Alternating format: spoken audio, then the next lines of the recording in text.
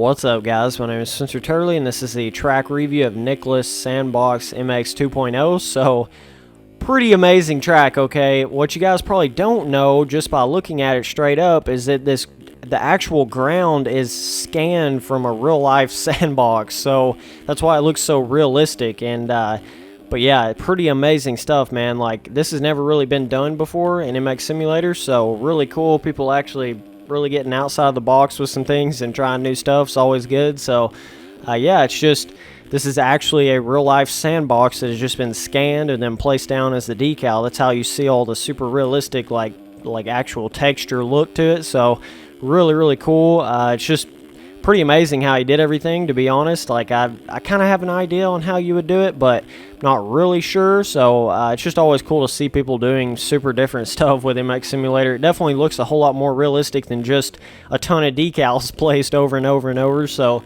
definitely cool for sure. And the actual track itself is really cool too. It's got a lot of roughness and a lot of like just ruts and a lot of natural realistic feel to it as well. So just really awesome. It's kind of got like a desert vibe to it, and it's almost not necessarily desert, but almost like a wasteland vibe. It's kind of cool if you guys notice that. It's more like a wasteland, not necessarily a desert. So kind of cool for sure. All the off-track stuff looks really good. All the this little grass billboard he's got going on looks pretty good. So like I said, the track, it's not like crazy hard or anything. It's just tricky because the actual the tile map, the way the ground feels, is a little bit tricky. It's kind of like sand, but a lot of times it'll do that right there where your front end will just dive down like it's I don't know. It's just a tricky sand is the best way to explain it. So you just got to be careful on it until you kind of learn how it feels. So just really cool for sure, and I hope to see a whole lot more tracks from this guy, no doubt about it. So all right, so let me get in here and play this back.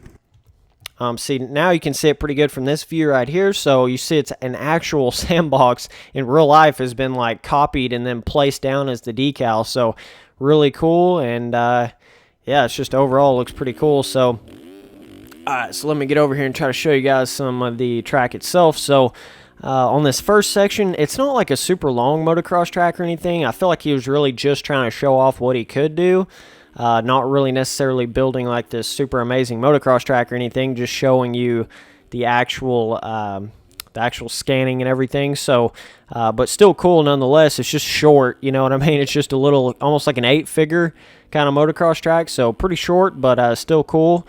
And like I said, all the off-track stuff looks pretty good. And yeah, so the skybox looks good.